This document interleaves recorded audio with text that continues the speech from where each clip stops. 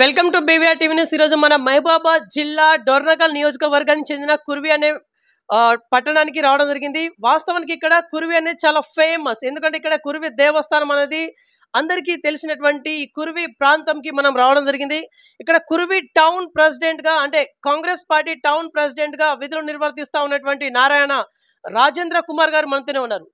వాస్తవానికి ఇప్పుడు దేశ రాజకీయాల గురించి వీరేం చెప్పబోతున్నారు? యాక్చువల్లీ ఎన్డీఏ కూటమిని ఇండియా కూటమి ఈసారి ఖచ్చితంగా ఢీ కొడుతుంది అని చెప్పేసి అన్నారు. బట్ కొట్టలేకపోయిల్లు. కారణాలు ఏంటిది? ఇట్లాంటి లేటెస్ట్ ఇన్ఫర్మేషన్ తెలుసుకుందాం. నమస్తే సార్, బాగున్నారా? బాగున్నానండి. వరంగల్ నుంచి వచ్చిన బీవీఆర్ న్యూస్తో ముచ్చటిస్తూ అతను అడిగిన ప్రశ్నలకు సమాధానం చెబుతున్నాను.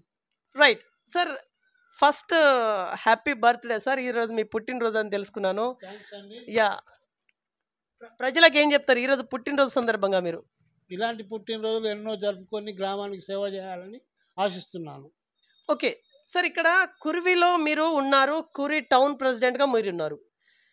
10 సంవత్సరాలుగా మీరు కానీ మీ పార్టీ కానీ ఇక్కడ అధికారంలో లేదు. మీరేం చేసిల్లు సార్? అధికారంలో లేనప్పుడు మీరు ప్రతిపక్షంలో ఉండంగా మీరేం చేసిల్లు? ఇక్కడ కుర్వి ప్రజల కోసం ఏం చేసిల్లు సూటిగా? ప్రతిపక్షంలో ఉన్నా కూడా ఇక్కడ జూనియర్ కాలేజీ, లైబ్రరీ ఇలాంటి సమస్యలు ఎన్నో ఉంటే ఎన్నోసార్లు కలెక్టర్లకు, ఎమ్మెల్యేలకు మెమోరాండాలు ఇచ్చుకుంటూ వచ్చాము. కానీ వాళ్ళ గవర్నమెంట్లో ఎలాంటి అభివృద్ధి జరగలేదు. ఈ రోజు వరకు ఇక్కడ ఎలాంటి జూనియర్ కాలేజ్ కానీ ఎలాంటి లైబ్రరీ కానీ స్థాపించలేకపోయారు. అంటే గతంలో ఉన్న ఎమ్మెల్యే గారు, ఇక్కడ స్థానిక ఎమ్మెల్యే గారు రెడ్డి నాయక్ గారిని మీరు క్వశ్చన్ చేయలేకపోయిల్లా? మరి ఎన్నోసార్లు అడిగాము రెడ్డి నాయక్ గారిని, కానీ వారు దాటేసుకుంటూ పోతూ ఈ రోజు వరకు కూడా కాలేజ్ కానీ లైబ్రరీ కానీ ఈ దేవాలయ అభివృద్ధికి కానీ ఎలాంటి తోడ్పాటు ఇవ్వలేదు. ఓకే సార్, మీరు ఈసారి ఎక్కడో కుర్వి సర్పంచ్గా బరిలో దిగాలని చెప్పేసి ఎక్కడో ఆలోచిస్తున్నట్టుగా కొంత టాక్ నా దగ్గర రావడం జరిగింది. వాస్తవం ఇందులో క్లారిటీ ఉందా?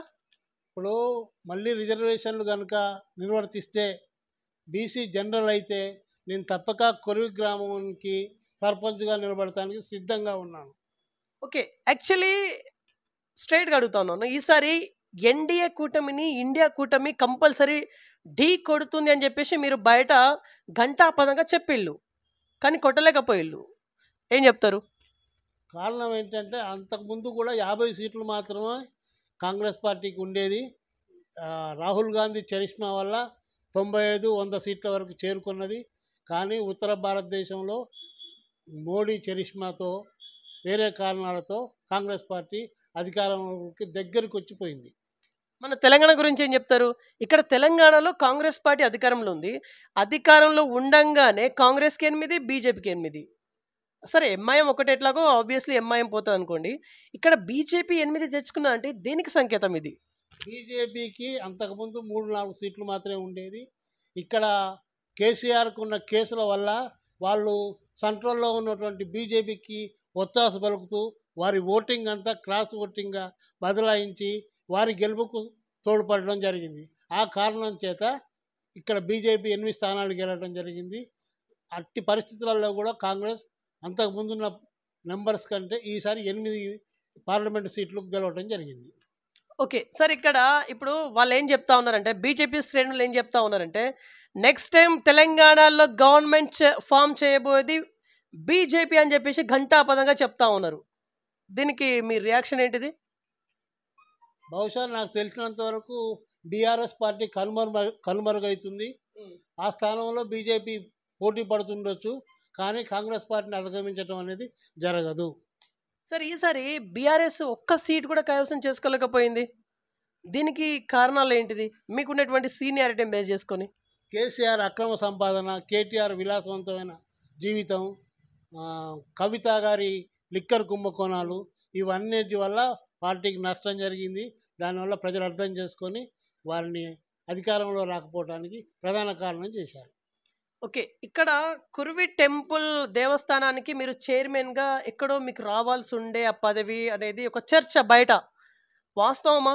అయితే ఎందుకు ఎక్కడ జాప్యం జరిగింది? మీకు రావాల్సి ఉండే కదా యాక్చువల్లీ. వాస్తవంగా నాకే చైర్మన్ పదవి వస్తుందని అందరూ భావించారు, నేను కూడా భావించాను. చివరి క్షణంలో ఇక్కడ ఎఫ్సి క్యాస్ట్ వాళ్లకు నామినేటెడ్ పదవులు కావాల్సి ఉంటుంది కాబట్టి బీసీ వాళ్ళు ఇంకెక్కడైనా టర్మినేట్ చేయొచ్చు. ఎఫ్సీ వాళ్ళకి ఇది ఒకటే ఛాన్స్ ఉంది కాబట్టి ఎఫ్సీ నుంచి ఉన్న రెడ్డి అతనికి టెంపుల్ చైర్మన్ ఇవ్వడం జరిగింది. నాకు తర్వాత అవకాశం కల్పిస్తానని ఎమ్మెల్యే గారు హామీ ఇచ్చారు.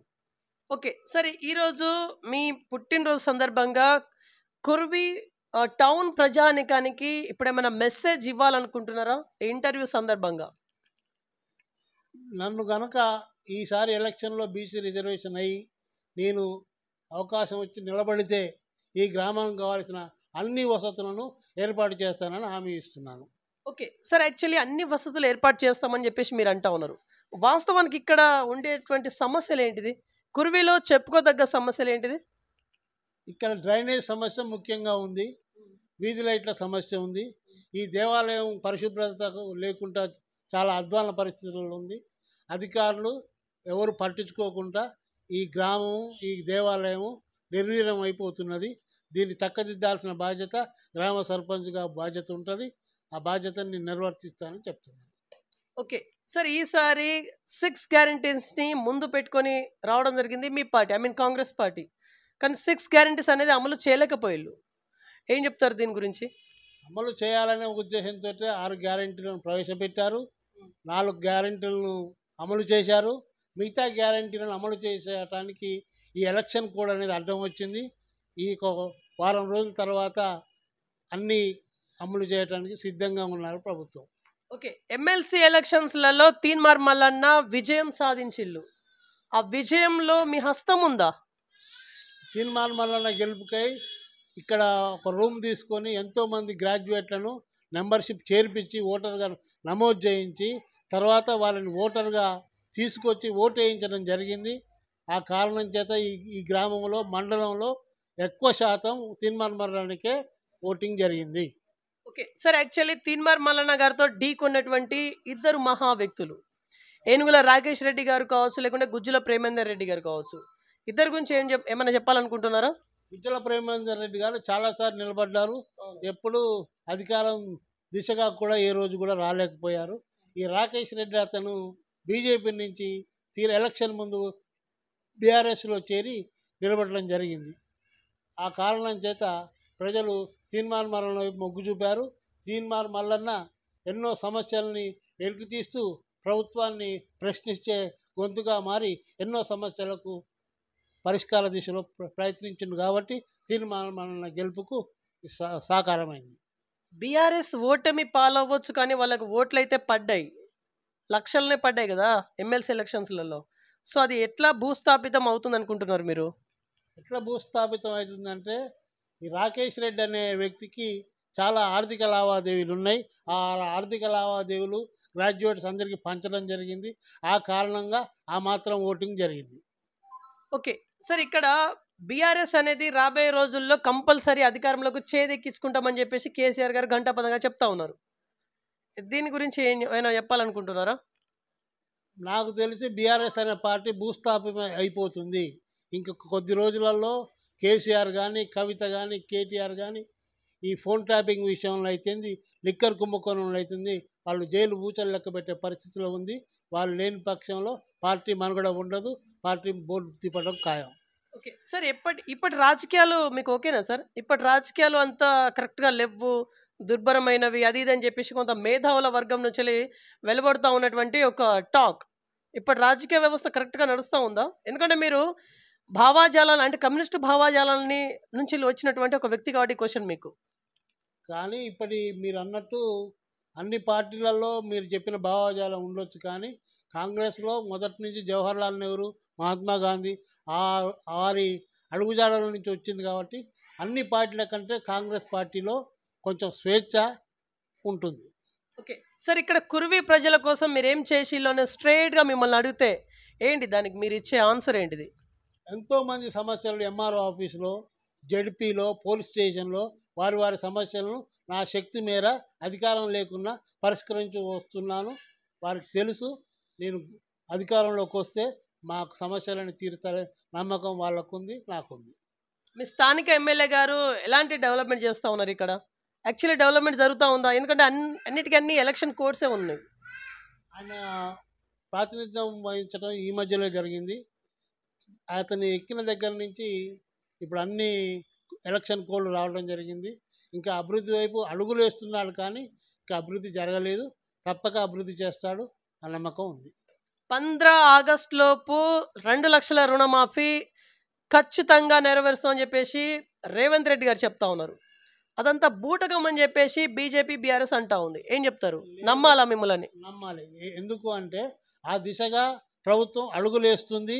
ఆ ప్రభుత్వం ఆ నిర్మాణాత్మకమైన వ్యవహారంతో తప్పక ఆగస్టు 15 లోపే ఆ పరిస్థితి నుంచి బయటపడతారు. అందరికీ రుణమాఫీ జరుగుతుంది. సర్పంచ్ ఎలక్షన్స్లలో ఈసారి విజయ ఢొంకా మోగించేది ఏ పార్టీ అనుకుంటున్నారు మీరు? కాంగ్రెస్ అనుకుంటున్నాను. ఎందుకు అంటే ఇక్కడ ఓటింగు గత ఎంపీ ఎలక్షన్లైనా ఎమ్మెల్యే ఎలక్షన్లైనా ఎక్కువ శాతం కాంగ్రెస్కే పడ్డాయి.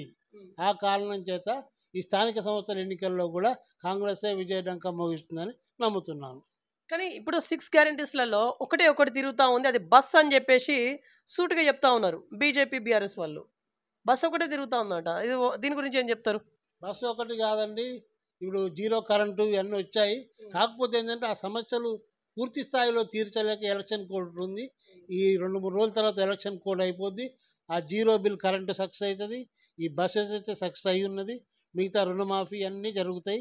కంపల్సరిగా ఈ వచ్చే వారం నుంచి ఈ ప్రగతి పథం వైపు ప్రభుత్వం నడుస్తుంది. ఓకే సార్, ఒక సీనియర్ నాయకుడిగా మీరు హ్యాపీగా ఉన్నారా? ఎందుకంటే మీరు కమ్యూనిస్ట్ భావాజాలం నుంచి వచ్చిళ్ళు. ఎలా అనిపిస్తున్నాయి మీకు? కమ్యూనిస్ట్ భావజాలంతో నేను వచ్చినా ఇప్పుడు కమ్యూనిస్ట్ పార్టీలు ఆ విధమైన ధోరణిలో లేరు కాబట్టి నాకు కాంగ్రెస్ పార్టీ సంతోషాన్ని ఇస్తుంది. అందుకే కాంగ్రెస్ పార్టీలో పనిచేస్తున్నాను. ఇక్కడ ఒక పాయింట్ ఉంది. యాక్చువల్లీ కమ్యూనిస్ట్ పార్టీలు ఆ రకంగా లేవు అంటా ఉన్నారు. దీనికి కారకులు ఎవరు? కారకులు ఎవరంటే కమ్యూనిస్టులో ఉన్నటువంటి పెద్ద పెద్ద నాయకులు సిద్ధాంతాలను మరిచి అవసరానికి ఒక పార్టీతో, అవసరం లేని ఒక పార్టీతో పొత్తు కలుపుకొని పార్టీని అంచెదశకు తీసుకొచ్చారు. ఇదే కమ్యూనిస్ట్ పార్టీలు ఇప్పుడు మీ పార్టీతోనే టైప్ అయి ఉన్నారు. ఈవెన్ సిపిఐ, సిపిఎం మీ కాంగ్రెస్తోనే ఉన్నారు. ఏం చెప్తారు మరి? ఇక వారు ఇక్కడున్న పరిస్థితులలో వాళ్ళ మనుగడ కోసం మాతో ఉన్నారు. సరే, సఖ్యతగానే ఉన్నాం, అందరం ప్రభుత్వం వైపు నడుస్తున్నాము. వారు కూడా గెలిచారు. భవిష్యత్తులో అందరం కలిసి ముందుకు పోవాలని ఆలోచనతో ప్రభుత్వం ఉంది, మేము ఉన్నాం, పార్టీ ఉంది. మీ డ్రీమ్ ఏంటి సార్? నా డ్రీమ్ ప్రజలకు సేవ చేయాలనే నమ్మకంతో ఉంది. ఏ రకంగా అంటే ప్రజాప్రతినిధిగానా లేకుంటే ఇంకే రకంగానా? ప్రజాప్రతినిధిగానే చేయాలనుకుంటున్నాను. ఏంటి సర్పంచ్ గానేనా? ఏదైనా అవకాశం ఉన్నప్పుడు, రిజర్వేషన్ నాకు చెందినప్పుడు నేను తప్పక ఎలక్షన్లలో ఒక స్థాయి వరకు నిలబడగలను. ఫర్ ఎగ్జాంపుల్ మీరు రాబోయే రోజుల్లో ఇక్కడ కుర్వి సర్పంచ్గా గెలిచారు అనుకుందాం. ఫర్ ఎగ్జాంపుల్ అనుకుందాం కొద్దిసేపు. సార్ ఏం చేస్తారు సార్ మీరు ఇక్కడ? డెవలప్మెంట్, కుర్వీలో డెవలప్మెంట్ అంటూ ఏం చేయాలని మీ మైండ్లో ఏం రన్ అవుతా ఉంది? యాక్చువల్లీ ముఖ్యంగా ఇక్కడ విద్యార్థులు ఇబ్బందులు పడుతున్నది నేను చూశాను. వారి కోసం జూనియర్ కాలేజీ, వారి కోసం లైబ్రరీ, ఈ 2 తప్పక ఏర్పాటు చేయడానికి నా వంతు కృషి చేస్తాను. Okay sir, last and final interview conclude ఇచ్చేసే ముందు ఏమైనా చెప్పి ముగించాలనుకుంటున్నారా? Final one. ఇంకా ఈ గ్రామం అభివృద్ధి పదంలో నడవడానికి నా వంతు సహాయం చేస్తూ, ప్రజలకు అందుబాటులో ఉంటూ, ప్రజల అవసరాలను తీరుస్తూ, ప్రజల కష్ట సుఖాలను పంచుకుంటూ నేను ముందుకెళ్తానని హామీ ఇస్తాను. ఓకే, సో ఇది ఇవాల్టి ఇంటర్వ్యూ. చూస్తున్నాను BVR TV news. Until then bye, take care sir.